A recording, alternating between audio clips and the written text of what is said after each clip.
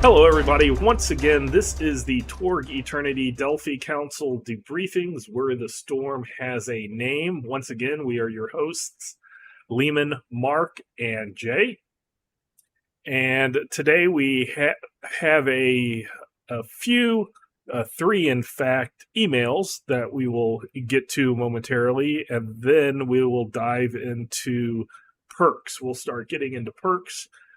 Today we'll talk about the Abomination perks from Tharkold, and we'll see how far we get, because there are quite a few of them. So depending on the perk categories that we do, they might take 2 parts, they might take 1 part, and we'll just kind of see as we go. But let's go ahead and jump into the emails. And remember, if you want to email us, we will read your emails, we'll answer your questions, and that is torgdcd@gmail.com.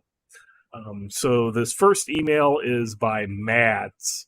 It says, "Hey all, I just found your podcast a few days ago and I really love it. Been a fan of Torg since I discovered most of the source books in a box at a comic shop in 2015. Anyway, on to my question. Torg is unlike a lot of RPG systems where it's both lore storyline heavy without being attached to a separate property. I found that the biggest obstacle is getting games off the ground is the scope of the storyline of the game and how much reading my players would need to do in order to understand it all. I'm looking for suggestions on getting players in the loop on the lore, whether it be shorter readings to give them session 0 ideas, anything else. Much appreciated. Thank you for your time, Mads." So, Jay, what would things that you might recommend to help players who have no concept of what Torg is? Depends on how willing your players are to read. I know you don't want to throw like an entire book at them necessarily, but the current book does have smaller, like player bite-sized chunks at the beginning for each cosm, so they can read. If there's a cosm that they're more particularly interested in, there's like a 3 or 4 page section on that, so it's not really overwhelming unless you're going to read all of them, and they probably don't need to read Core Earth, so kind of familiar, and you can kind of give that standard elevator pitch.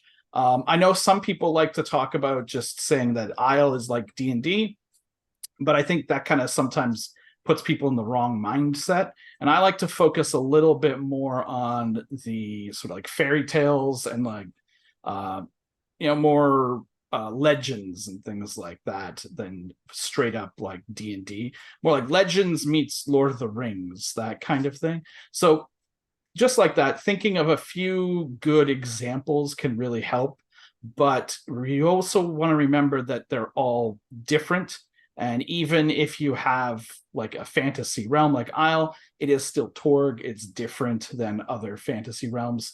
So you just need to kind of think what to tell them. But it depends on your group and how willing they are to look into stuff, really. But you can get away, especially at the beginning, because as I mentioned last week, Alpha Clearance Storm Knights who've just been brought in don't necessarily know anything about anything. So they can learn on the job. Mark, ideas from you or thoughts? So I think the session 0 in this, especially for people who've never played Torg or have a very limited understanding of what the game system is a really, really good idea. And I like Jay's point about the core rule book, where you've got all of the cosms laid out and you've got summaries depending on how much they want to read and not read, or how much you as a GM want to let them have or not have. So you can either let them look at all of that just to get an idea of it, which is that's a substantive piece of reading they've got to do. Or what I would suggest, so you can get to the dice rolling portion of the program a lot faster, is prepare a summary of yourself for the way you envision your cosms to be played in your game, and just kind of say, well, Core Earth is the near now. Pan Pacifica, if you've ever seen Johnny Mnemonic, that's kind of like Pan Pacifica. And Living Land, that's what was the name of that movie that they brought up, which we're getting to in a minute? It was the Lost World, I think I mentioned, and I couldn't remember the title. Oh. Was that it? let me in the check the next email, The because land yes, of time forgot. Yeah, it's in yes, the land that time forgot. Yeah. So that's like, you've got people in the living land for the land for time for, and if you want to throw movies at them that people may or may not have seen, you can do that where your group best, so you know what their connections are to the various cosms, because you as the game master understand which, what Aurosh is like. And so if they've played Call of Cthulhu, it's not Call of Cthulhu, but you can link it to that, especially if they played Cthulhu by Gaslight. At any rate, you can link, though, your group better. And so talk to your players and just have a conversation about, well, what do you want to play? Do you want to play, a dwarf in dragon armor? Do you want to play a nuclear fallout survivor? Do you want to play someone on the run from an oppressive church regime? Do you want to run someone who's, a fifth column hiding in the corporate world, trying to avoid the ending up on basic without being employed? How do you want to do it? And connect with your players that way, and throw things that they would understand, and then they'll say, well, I want to play this. Then point them at a specific cosm, and then they can just focus on the one cosm that they like, and they can get attached to that. yeah, all good ideas. I would say, in my experience, the getting players to understand the cosmos by using movies or books or TV show references is always good. The problem I've always had is the understanding why, getting your players to understand that if you're in the living land and that jet fighter drops a bomb, the bomb's not going to explode. That tends to be the harder thing to figure out. So explaining that reality doesn't care, and its world laws, natural laws, are completely different than ours. What we have, we believe, but what they have, they believe, and they're different. And just getting that reality is different. But yeah, all of those are really good ideas, Mads. So hopefully you'll be able to take something out from that, and you can just use one of the day one missions if you want to kind of just do a completely, this is how an invasion unfolds in a specific realm. But if you're looking at other things, you can use the core rules. At the beginning, as Jay said, they have smaller sections on what each of the different realities is like. And then with Torg 1.5, we hope to have in both the Storm Knight's Guide to have that similar structure of how a Storm Knight works within the reality, but we'll also have a realities book that kind of gets the setting, because I know when I was first introduced to Torg, I devoured the Isle source book and none of the other ones, because my character was an Isle priest. And what I always like is I like keeping that unknown. So I learned through how the other characters were doing things very different than how I was doing things. So we have the source books, and you can pick up one of the source books. And if your players want to read about the different things of how reality works, that's also an option. So thank you very much for the email. And we will move on to the next one. The next one is from Sitting Duck, who's written us quite a few times. So, and this is where he reminds us that movie is The Land That Time Forgot. So when Thank you. listing influences in the Living Land Part 2 episode, you mentioned one involving a U-boat crew encountering a lost land populated with prehistoric critters, but not its title, which I'm guessing you couldn't remember. Probably true, Nope. assuming someone else had already informed you. It's The Land That Time Forgot by Edgar Rice Burroughs. It was adapted to film in 1974 by Hammer arch-rival Amicus, and has two aspects of particular note. First, the dinosaurs aren't very convincing. Probably a given. No, they're Ray Harryhausen, I think. Probably. And the other is obviously evil. Exo of the U-boat is portrayed by Anthony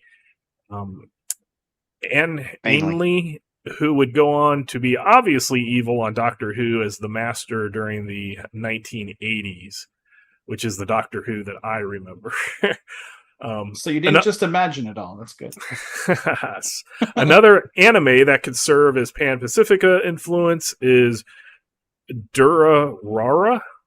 In particular, the character, and forgive my butchering, Shizu Hiwajima may help inspire an intimidation-based path, potentially called the Path of Rage. Finally, a couple of works that could inspire adventures in the Orosh Pan-Pacifica mix zone, where the gothic horror of the former realm would come into contact with the latter's law of rationalism. First is a novel series of Blue Moon investigations, which I've seen described as Scooby-Doo for grown-ups. It's quite apt, as each story concludes with the supernatural aspects being revealed as having ordinary explanations. The other is 1972 BBC TV movie The Stone Tape. It involves an electronic corporation research team tasked with developing new media formats that has set up an old house which proves to have a ghost. The team leader comes to believe that the ghost is actually a recording embedded in the building stone foundation, hence the title, and that this could be groundbreaking media format they're looking for if they can only figure out how and why it works. The following quote sums up the tone nicely. Let's cut out all the loaded words. Ghost, spook, apparition, phantom. This isn't some shade that couldn't get into heaven because the pearly gates were shut. It's something else, something interesting. So, Sitting Duck, thanks for that. You let us know that it is the land that time forgot. And thanks for the inspirations. Hopefully some of the listeners might look into those and see how to work that type of stuff into their own Cosmverse. Then for our last email for today is by Philippe. And Philippe writes, "Hello to all of you. It gives me immense pleasure to hear from you week after week. I want to express my sincere admiration for DCD, which is an engaging, thought-provoking, and valuable podcast. Long live DCD." So thank you much for those great words, Philippe. Today, I would like to share my thoughts on the latest episode and suggest some ideas for future releases. Let me begin with 2 house rules. Number 1, in my home campaign, I introduced the concept of a television scene. Occasionally during a scene, although it's not necessary, I announce a television scene. Each player then has a brief moment to take control of the director's camera and have their character do or say something that enriches the game, expresses an opinion, or simply showcases their character's personality. Usually the best or most entertaining proposal earns a possibility or the chance to replace a generic possibility with a Cosm-specific one. Yeah, I think that's kind of a cool thing to let the players be able to do something like that. My player who is a social media influencer, Storm Knight, would love that and probably hog lots of those. But number 2, in classic Torg, the impact of axioms was more pronounced compared to Torg Eternity. In a pure zone, Storm Knights often had to enter a reality bubble to mitigate the effects and regain their powers. In Torg Eternity, it's more of an atmospheric element, except for the difficulty in reconnecting naturally. To emphasize the overwhelming presence of the new reality, I have tested a procedure that has been quite successful so far. Each player reveals their Cosm card. All play immediately cards are naturally played. The remaining cards are open for discussion. In a 4-player game, 1 card can be eliminated, 2 in a 5 or 6-player game, and the others are given to me to play at my discretion. Additionally, any player who wishes can receive another Cosm card. This approach allows me to highlight the themes of the reality and make their lives more interesting. So I know there are lots of variations in Cosm cards, whether people just take what they get or whether they can swap out, trade. I think, Jay, you mentioned trading last time. Not trading, but drawing more and choosing what you keep. Okay, I know some people allow trading, drawing more, keeping one of the ones that you draw that you like. So there's lots of different house rules, like you said, and this is a interesting another way to do things. So now on to some ideas. I believe a discussion on axioms would be highly interesting. Andrew Garnett's exploration of the living land and wars of religion was truly captivating. I agree with his analysis of the consequences of a 24 spiritual axiom and the proposed reboot of the Ka-Lanala relationship. Two examples that could be intriguing. The most advanced realities for the social axiom currently depict dystopias, which might not be very optimistic. Perhaps this is because the social axiom is closely tied to psychic powers, which are inherent in the post-apocalyptic and advanced cyberpunk genres. However, deeper discussion on this topic would be fascinating. Davis Dolph's Shards of Magic allows the party to explore 4 magical realms. Similarly, delving into the various forms of magic in DCD could enhance our understanding of your perceptions of it. So yeah, these for those who don't know, these products, Wars of Religion and the Shards of Magic, are on the Drive-Thru RPG Infiniverse Exchange. So they're fan-made content, but all 3 of us here started out there before we got official writing done. So yeah, there's a lot of good stuff that you might like what's there and be able to incorporate it or be inspired by it to take it into your own game. So always look out for that, as well as the official material. Another interesting topic could be the Everlaws and philosophical aspects of Torg. What exactly is a Pyros? How do we define reality? The new introduction by Greg Gordon, which delves into the birth of Torg, is absolutely fascinating. It could serve as a fantastic starting point for the game as a teaching tool. Thank you all so much, and my best wishes goes out to everyone, especially JM Philippe. So thank you very much, Philippe, for the email and the thoughts, and hopefully your email and us reading it will get other people thinking about stuff, whether that's on the Infiniverse Exchange or other ways to tailor their own game to make it fit their group better. So please, again, you can write us and we'll read and answer questions, your emails to torgdcd@gmail.com. So having said that, let's dive into the first perk category that we are going to get into. So we're starting with Abomination, which is in the Tharkold reality. And Jay brought up the fact that when the Kickstarter usually would have a preview version that people would read first, this was kind of, I mean, there was always some questions and it was even people before not that. liking anything. But Tharkold, this was like the first like major blowback, I think, that was like quite forceful. So thoughts on that as we get into everything dealing with the Abominations. Well, should we go into like what the perk category is first? Sure. Or are we just assuming everybody knows? Okay, so yeah, let's go into the Abomination. So Abomination in Tharkold is a perk category of mutations, and the main category is Abomination, and then the actual perk is called Mutation, and it's one of the multi-faceted perks. So some perks are just a quick and clean, this is what it does, and other perks have lots of choices, and you kind of get one, and then you can buy the perk again if you want and get an additional one, or there's a long list.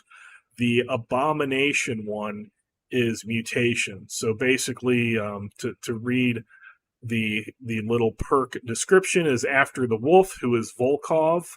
the president of Russia in Torg Eternity.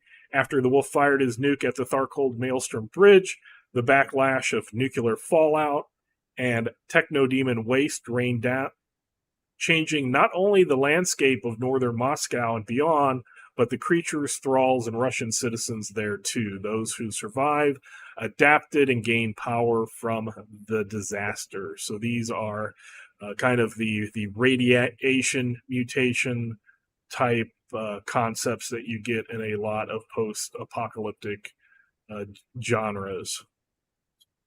Do you have anything to add to that, Jay? Or yeah, just that. I mean, mechanically, the way it is in its current form is each when you take mutations, every odd number you also get a debilitating mutation, so they have a like a drawback as well as you become more mutated, and that is sort of what led to the issue that Lehman was talking about. Right. So at the beginning, when this was first conceived, it was basically choose your mutation and then roll a d20 on a chart, and that is your debilitating mutation, the bad side. So you get to choose your good side, and then you roll. And there was a lot of blowback for the complete randomness and not getting to choose. And within the developers, and there, as we talked about in making the game your own, there's the two sides of the ruler or the spectrum. There is ones who completely like randomness and other ones who completely hate randomness. And Torg is a interesting thing where there's some things that are random and some things that aren't. And as a kind of a compromise, I guess you could say, the end result is you choose the eventual outcome for the debilitating mutation. So you look at the chart, you figure out what the final form of that will be, and then every session you roll the d20, and that's kind of a temporary form until the temporary form hits the form that you picked, and then it kind of sets in stone. So it basically allows things to be random, but you can eventually, it will be what you want it to be. Kind of the mutation hits a baseline. So I just wanted to say, and JM mentioned this, I believe, in our Tharcold episode, is his players like the randomness so much that he made more charts for random mutations. So if your group is perfectly happy and gets a thrill out of rolling completely random and sticking with what you roll, you can go with that. If your group is one that you would just rather tailor pick everything, and everybody else from other places can pick, like a Nile Empire, normally they get to pick their limitations. You want to pick your debilitating mutation. If that's what your table decides, go with it. But this is kind of a fun thing that makes Abominations a little bit different. You start off random, and then eventually, and it could be the first session, you hit that one that kind of settles into what you want and gives that. So I think it's kind of a neat way to do things. Mark, any thoughts on the debilitating mutations randomness aspect? So old school. I started role playing 3d6 6 times in order. That's your character. Rock on. And if you didn't like it, throw it over your shoulder, do it again. And you kept going until you got something that you liked and you played that. So the randomness doesn't bother me. In fact, from the standpoint of role playing, I kind of like it in that I've done enough role playing of so many games over the course of the last 30 years or so that when I kind of take it as a challenge. Let's roll random, and that comes up. How the hell does that fit with that? Oh no, we'll figure it out. And so then you start trying to think it, and then you create some really, really memorable stuff, and it stretches you as a role player to accept the random nature that, I want that one because that, I'm min-maxing my character, whatever. This kind of slides in, and now you got to slot it in there and say, well, how does that make sense? How do I role play that? And then it becomes a completely different game almost when you just accept the nature. And plus, I like the idea, especially in this category, of the mutated abomination thing. 1950s old school Mojave Desert, or whatever desert out in Arizona, blowing up stuff, and with new A bombs, and out of the desert dust comes this thing that just is all kinds of screwed up. And how did that get that way? They just wrote it off because it was a mutant, right? So you never know what you're going to get with that. So just take the randomness and run with it, or don't. But I would say that you set that up in session 0 if someone is looking at it to say, I think I might want to play that. Yeah, and they may not do it in the beginning. That's the thing. It may when everybody builds their characters, it may not come out. But if somebody's looking at Tharcold and starting to look at these books and things, you might say up front as the GM, you might say, hey, I'm going to run that as random, or let's talk about it, or it's completely up to you, however you want to do it. But I would set that expectation up front. Yeah, definitely. That's one that you want to talk about your group, or talk with your group about, and figure out what works best at your table. But either going the pure random, going the choice, or the random that becomes the choice, all are valid ways. Officially, it's the roll, and it settles into the choice. So let's go ahead, and there's lots of different mutations. So the first thing is your prerequisites are strength, at least an 8 or more, and spirit, or a strength of 8 or higher, or a spirit of 8 or higher. And then let's see, it is and kind Tharcold. of a cool. You gotta be from Tharcold. Yeah, you have to be from Tharcold. Yeah. And you don't have one to be thing human. is cool. Nope. But one of the cool things, I think, is that the character is immune to environmental radiation. So that is really cool, and heals 1 wound when the radiation cosmic card is played. So that's a pretty good bonus when you're operating in Tharcold, especially in the Mad Max type areas. For one character. Everybody else is exactly. And then you get, as a counter to that, you get the outsider disadvantage, which is a -4 penalty to persuasion tests, unless you can somehow conceal it. Whenever that language is present, that is game master determination whether or not you can pull off that concealment. I always say let the player say how they're going to do it, and then determine how you want that to play out.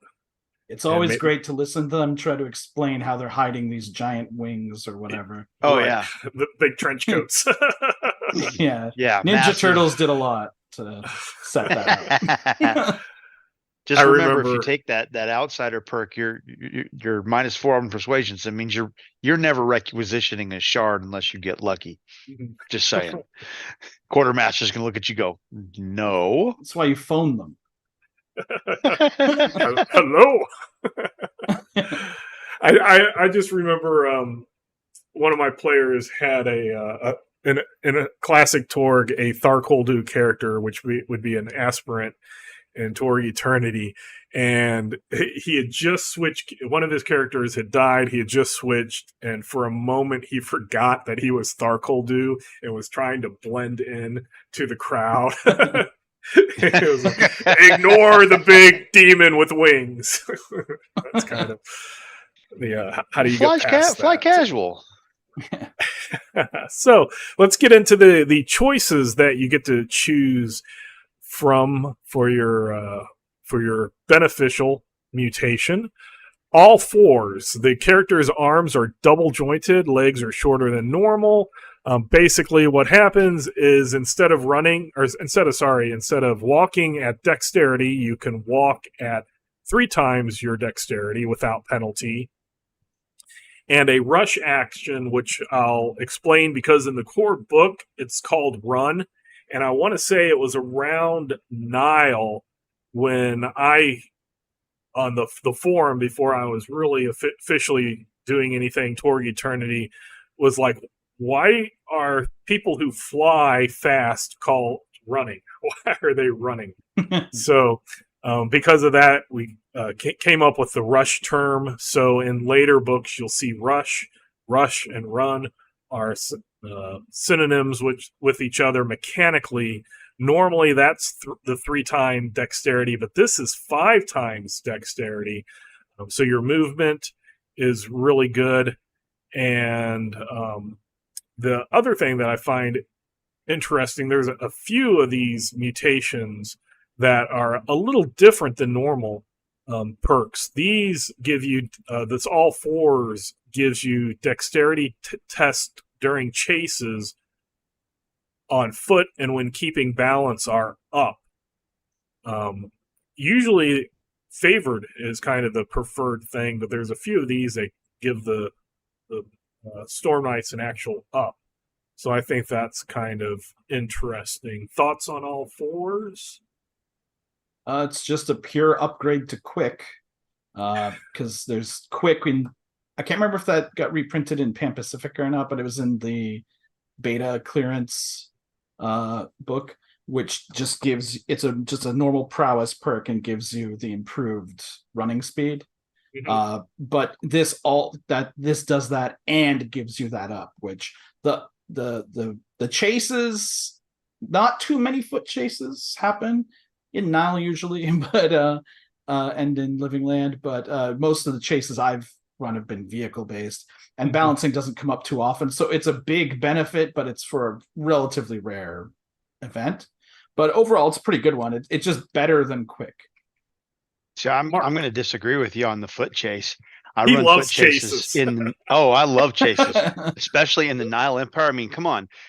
Short round and Indy driving through the market, that not the Mummy Returns, the third one with the Jet Li and all of that, where they had that big Dragon Emperor, yeah, that one, where they got the metal cart going through the town. I mean, there's chases in Nile Empire all the time.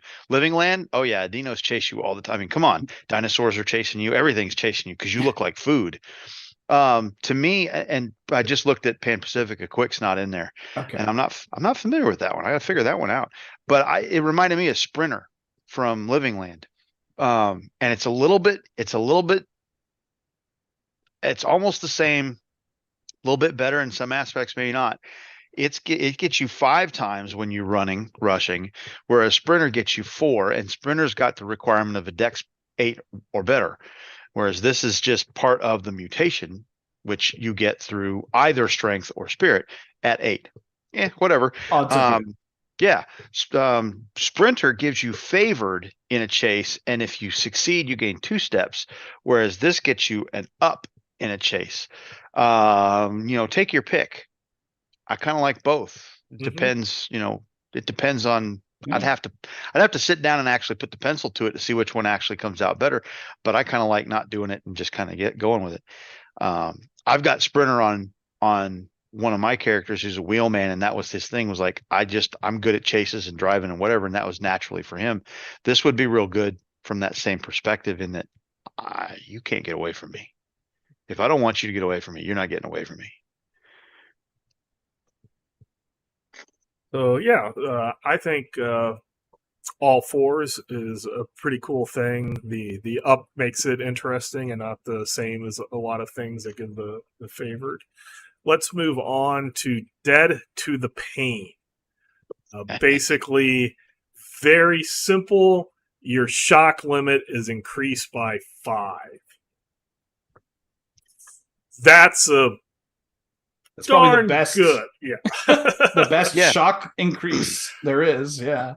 Couple that with Relentless, and build a shock monkey on this out of Tharkold, and it gets something like after you hit beta, go get Gene Mod and get Zing or whatever. Is it Zing that gives you the BD a shock back? Mhm. I think it's a BD +1 a shock back.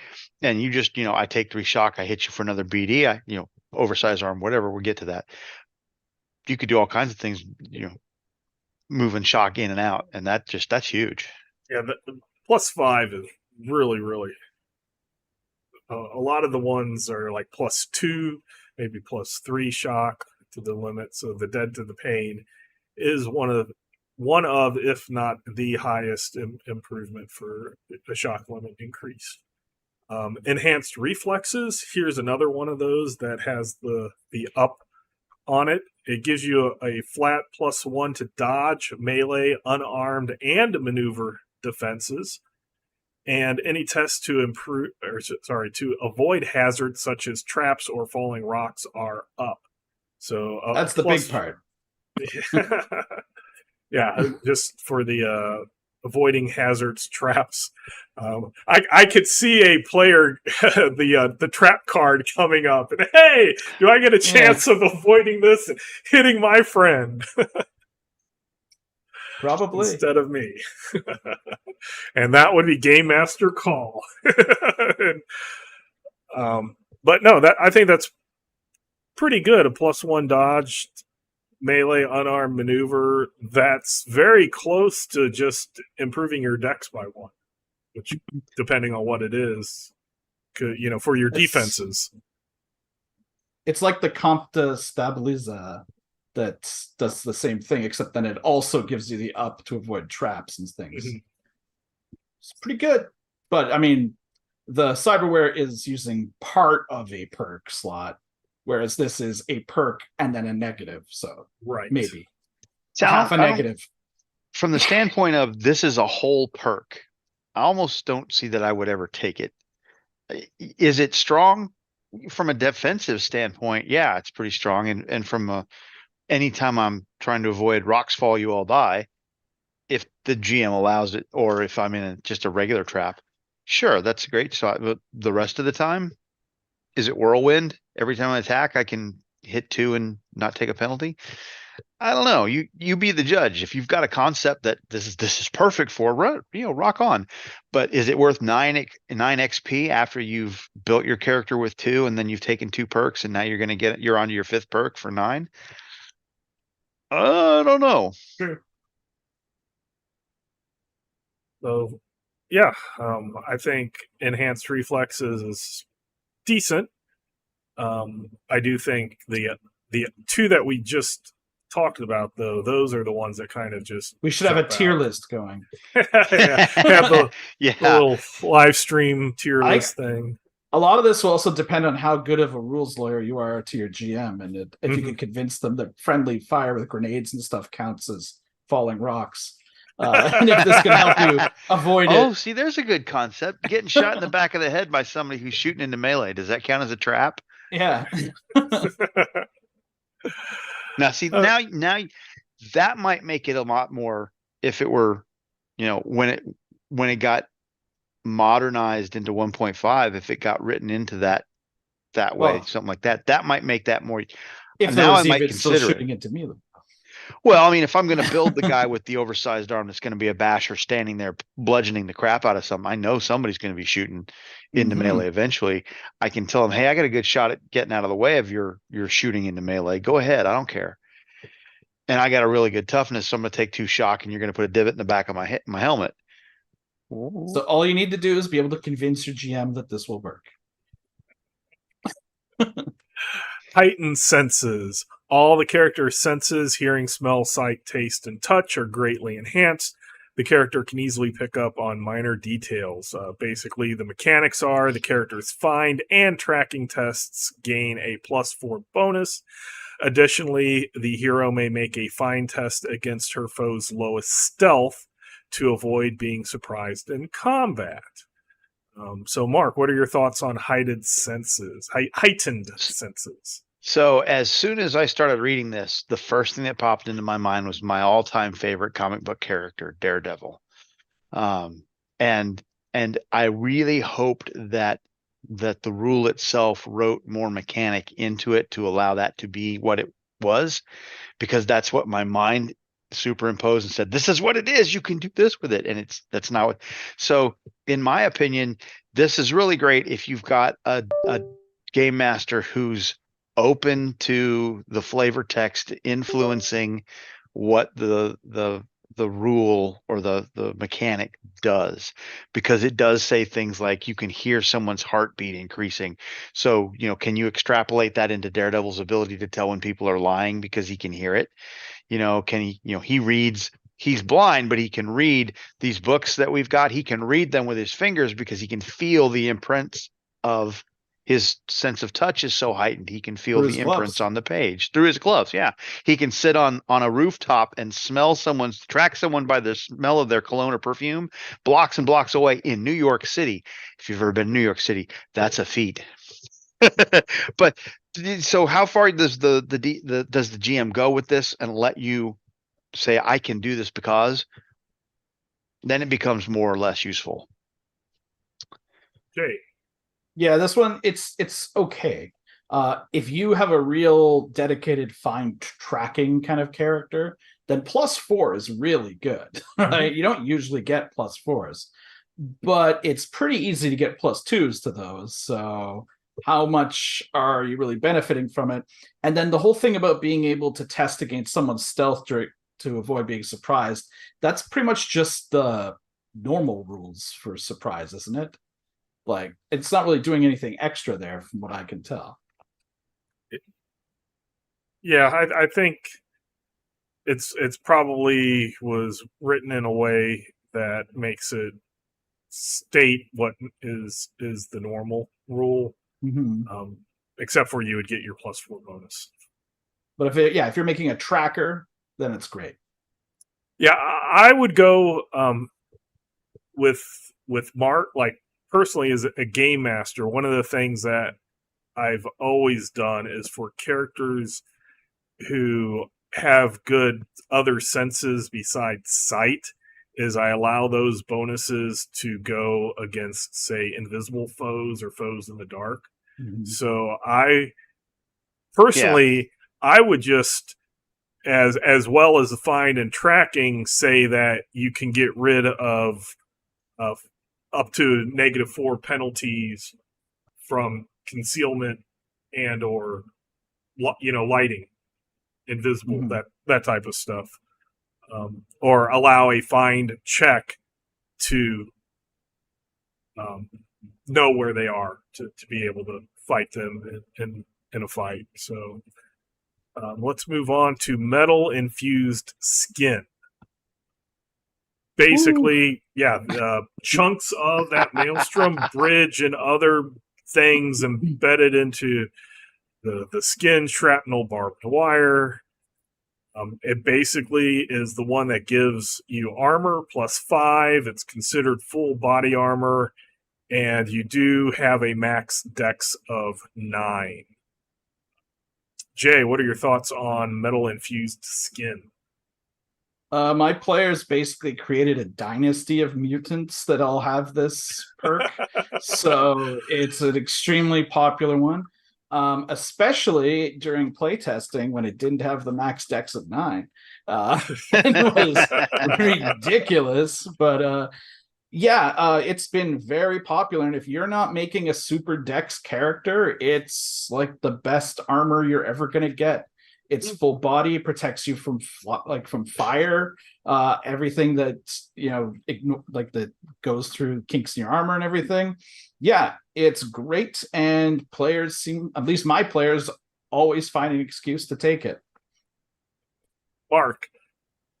So the full body parts where you kind of lose me on this metal infused skin thing, because for me, the whole I can avoid fire with the full body thing is more like the dragon armor, or T-2000 from the Terminator series, where it's just it's just seamless.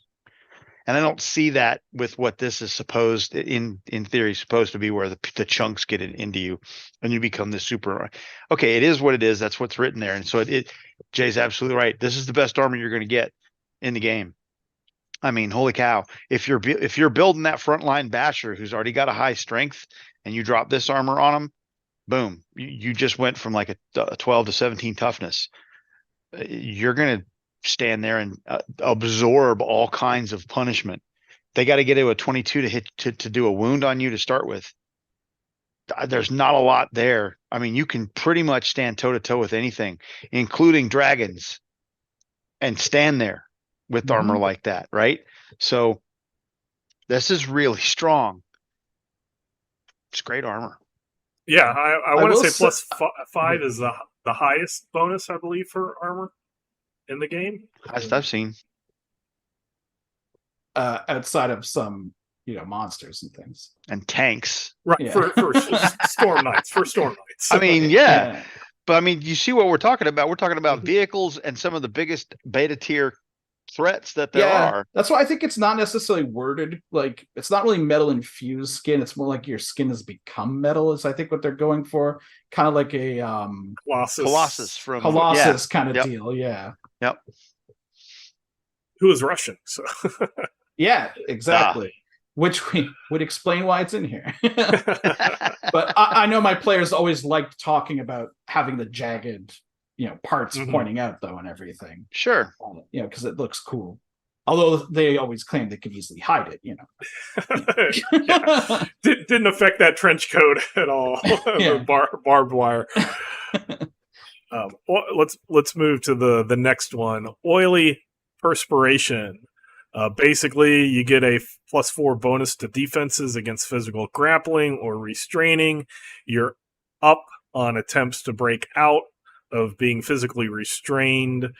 If the test to escape the restrained condition succeeds, the character may act normally rather than the attempt costing an action. So, Jay, thoughts on oily perspiration? It's extremely niche. Like, it's rarely going to come up. It's nice that it gives a +4 against it. Yeah, it seems to be what we're going here. It's like a higher bonus for a less common situation. But I don't know. It just seems so uncommon that I wouldn't spend a perk on it. That said, it does bring up interesting situations if you've been restrained from, say, like a rude awakening being cast on you. This helps you get out, somehow. Mark. Yeah, this is, of all of the ones that we're going to talk about tonight, this is the least likely, or if we were tiering it, the lowest tiered perk. I'm with Jay. I would never take this. There's such a limited use for it. As a GM designing threats, I could see where I might come up with a lieutenant or a boss or something that needed this or wanted this or had this because of maybe I'm tailoring something for my game. You have a player that loves to grapple.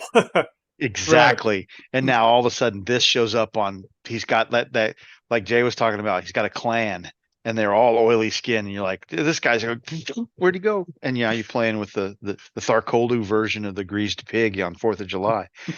But other than that, I don't really see a use for it. Not from a player perspective. Yeah, as a player, this would be something that if you're in that situation, you'd be, oh, that would be really great if I had this. And in any other situation, you wouldn't even think about it. So, but if that's the character concept that you have and you are afraid of getting grappled, go for the oily perspiration. There are really good reasons to be afraid of being grappled. Yeah.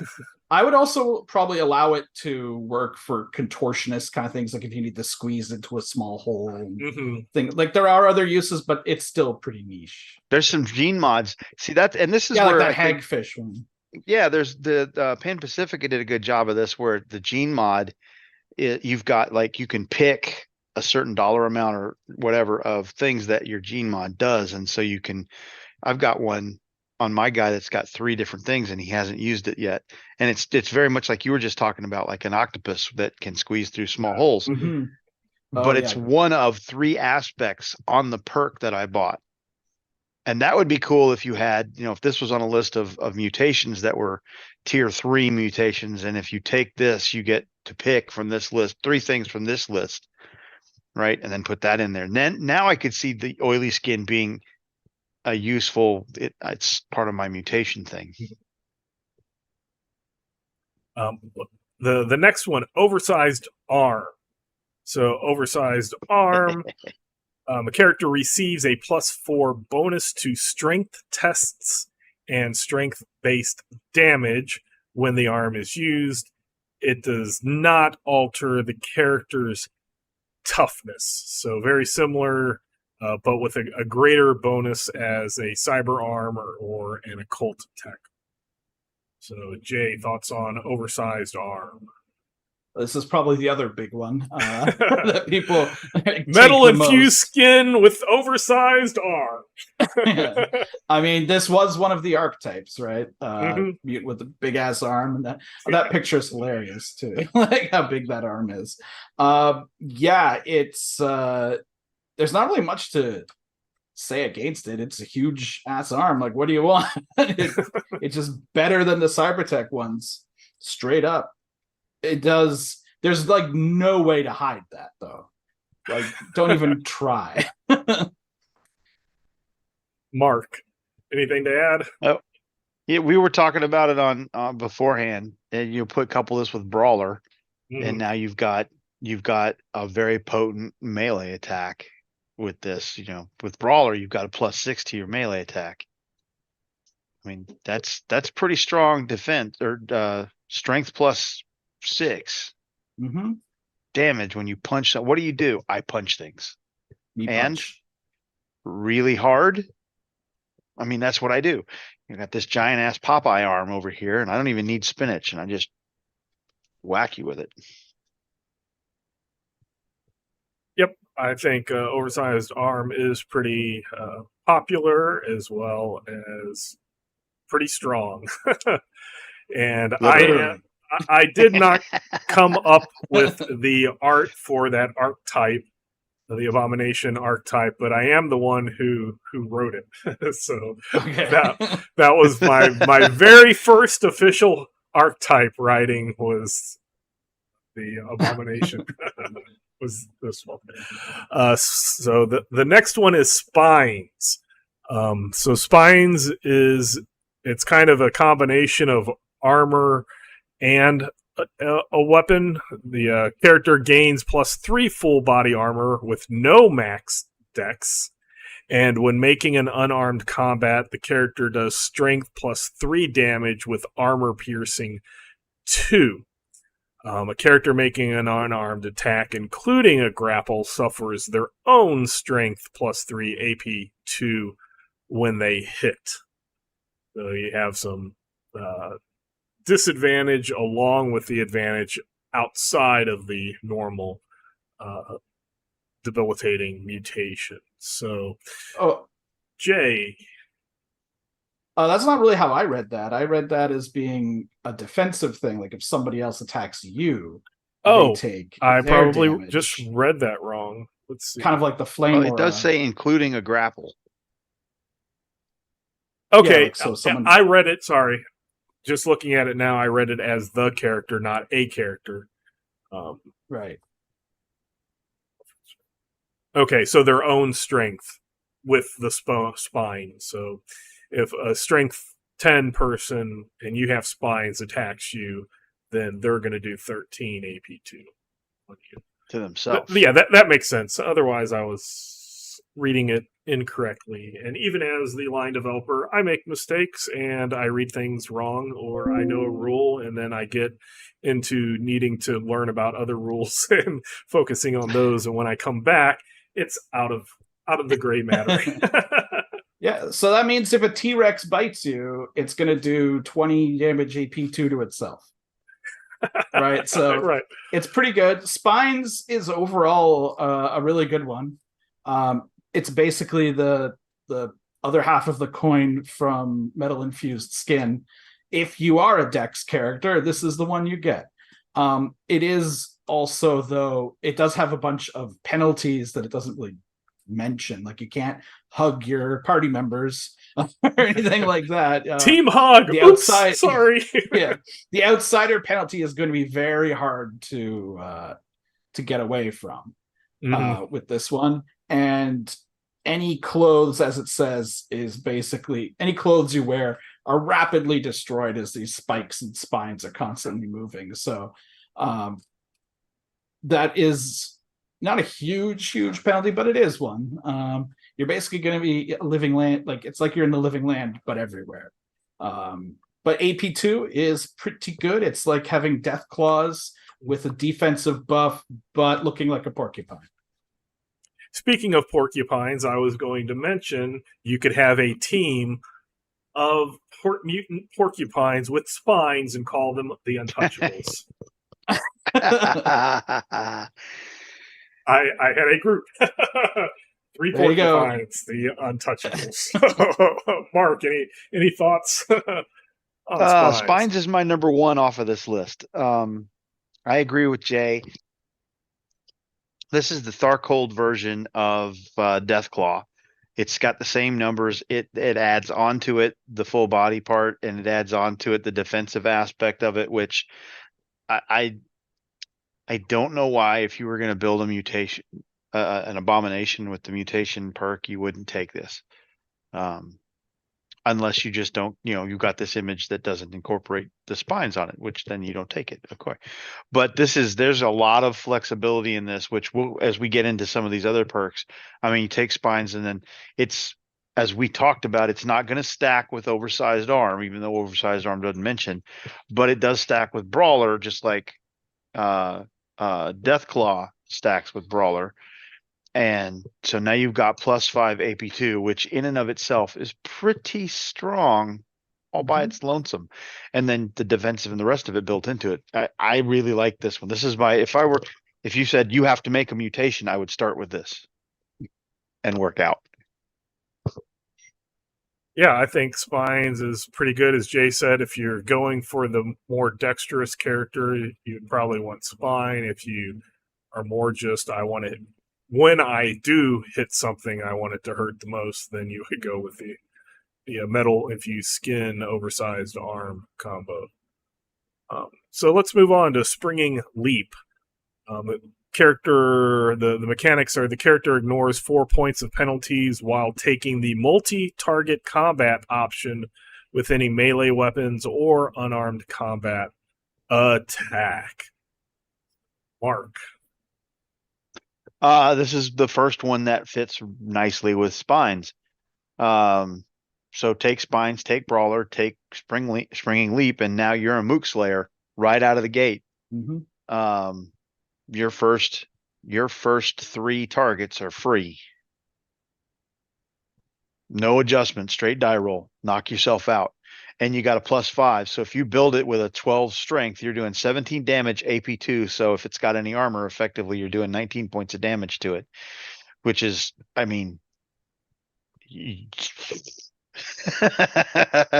just going to knock stuff out of the park left and right. Jay. The biggest problem with this mutation is the name. In my current game, the Abomination has this and oversized arm, and every time we forget what it does because it has nothing to do with leaping. It's really good. It's like improved whirlwind, right? But right, yep.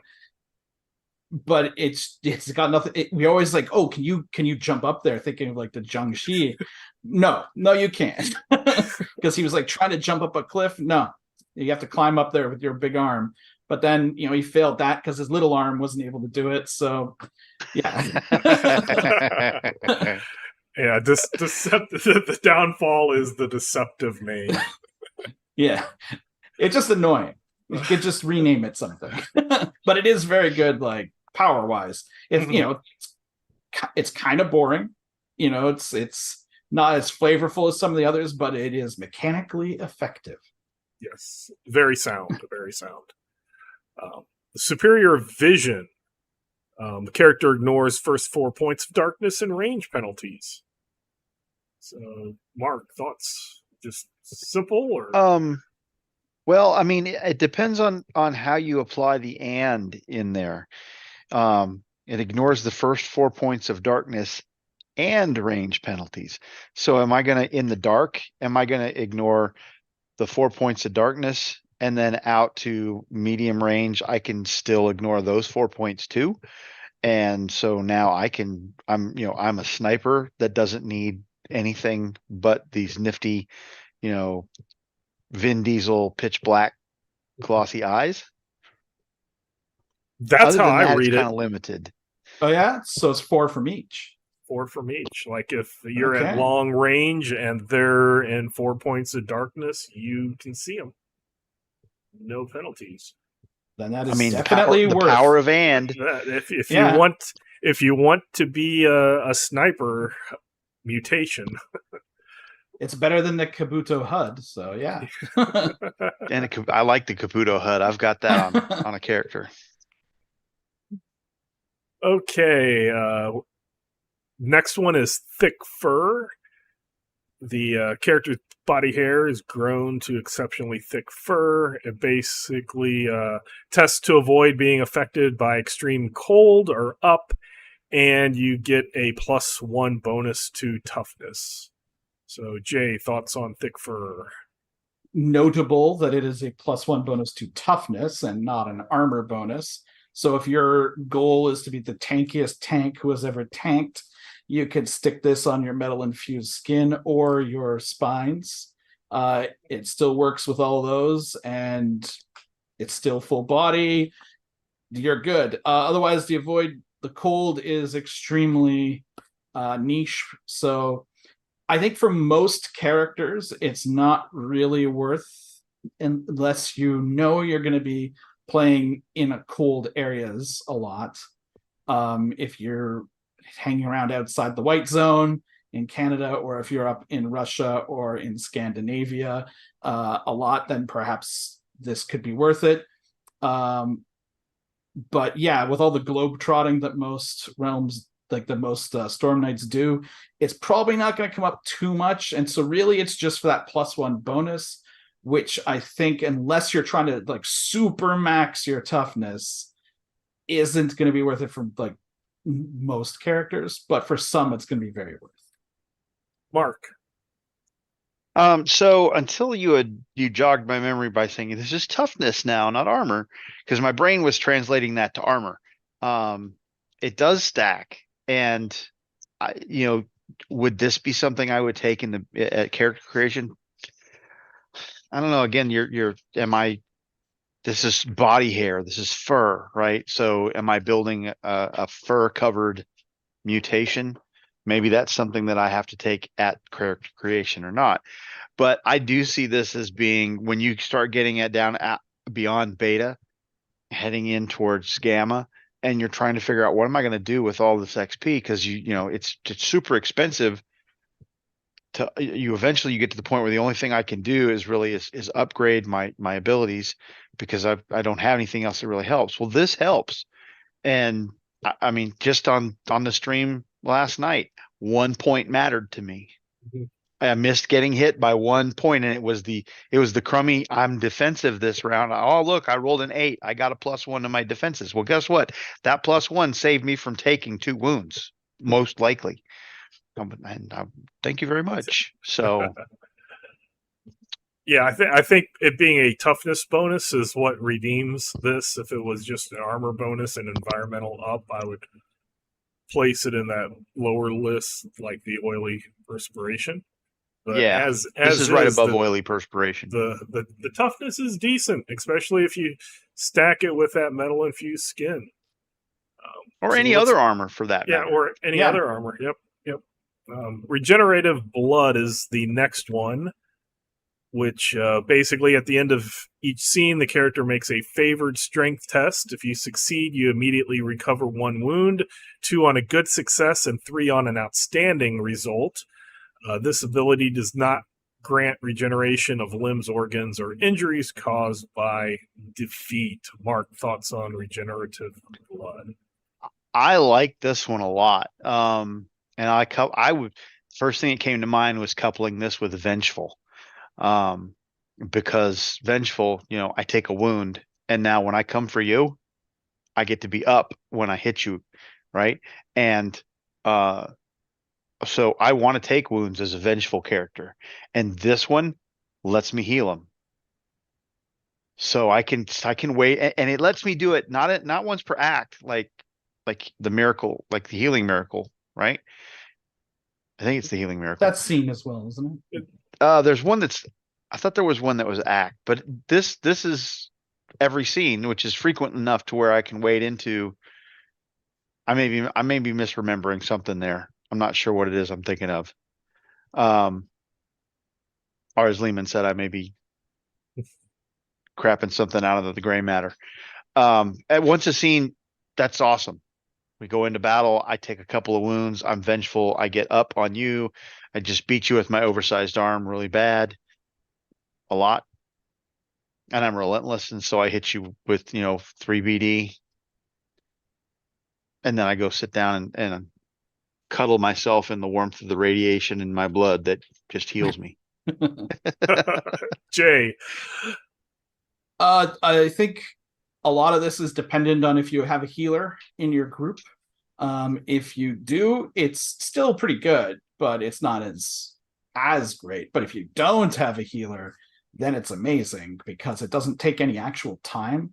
I've been running an electric samurai in organized play. I do have mend to heal myself, but it does require like an hour of meditation, and that doesn't happen very often. Whereas this just automatically procs at the end of every scene, so you don't need any special time or be able to do anything. It just happens. But I had memories of the design process for this, and I remember now that the great combo was with the depravity perks in this book, because there's the masochist perk where every time you take one or more wounds and you choose not to soak it, you get a possibility.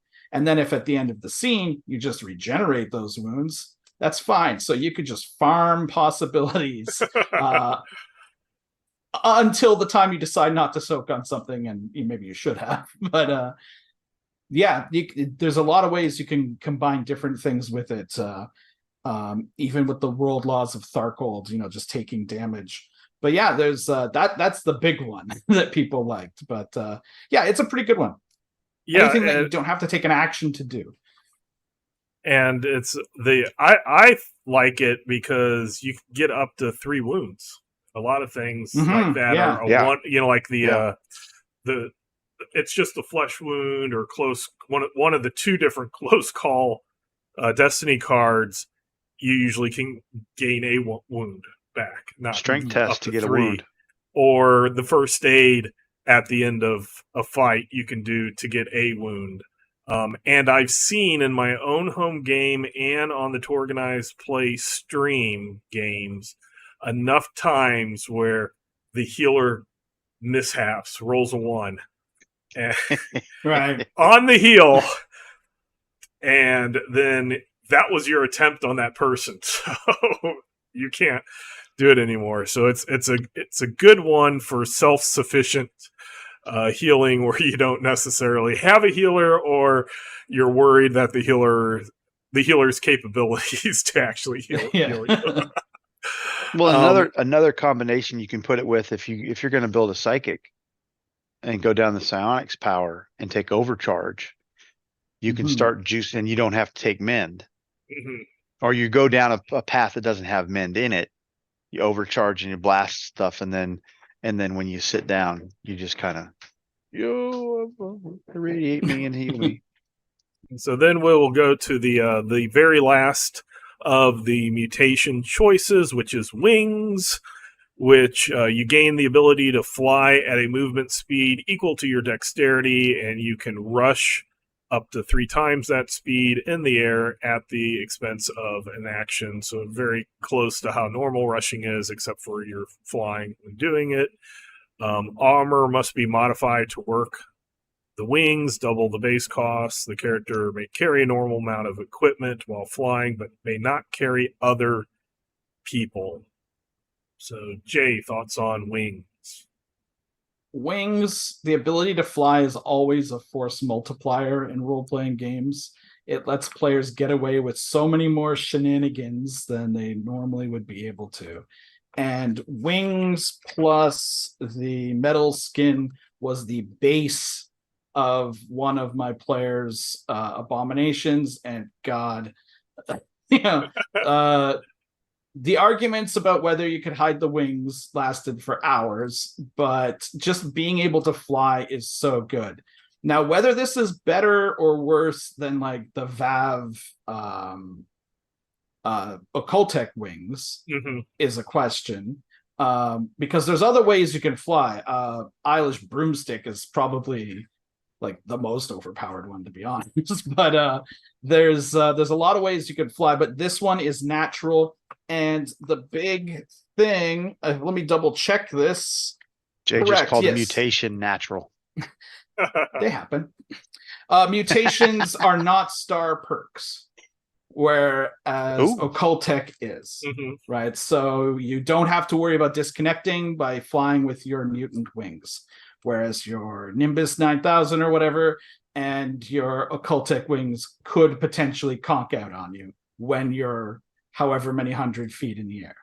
I want to say Soaring Sleuth, we always had to watch out, because one of our players in the Wednesday streams always rolls ones. Yes, he does, frequently. And he had a character, a not Nile character, who had flight. So, Mark, thoughts on wings? Yeah, I'm the eternal. I can hide these. It just, to me, it's one of the inherent problems with Torg Eternity that gets hand waved a lot. And I mean, it is what it is. How much realism do you want in the game? You take your Adinos character and you roll up into the cyber papacy. Now, if we were going to do this for real, the cyber papacy, you would get 10 feet inside the border and they would shoot you dead, and that'd be the end of the mission for the Adinos character. But this is a role-playing game, and so we want to have fun with the characters that we have, and so we hand wave.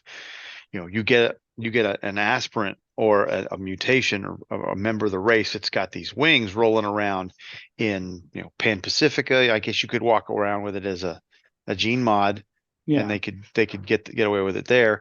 But cyber papacy, Isle, I mean, that's corrupt. Orosh, that's, I got a tent on my back. If you get a custom made trench coat or a tent and you're walking around with it, what's wrong with you? I mean, the police want to know what's under that. Just right. On general principle, for no other reason than the heck is wrong with that guy, And now all of a sudden we've got a demon in the presence, and that just completely derails the game. So how do you handle that? How do you deal with that in the various cosms? Well, that's where the art form of the GMing comes into play. And sometimes your players are going to win that discussion, and sometimes they're not. And they have to trust their GM that it's not, how many ways can we bone our players with this one?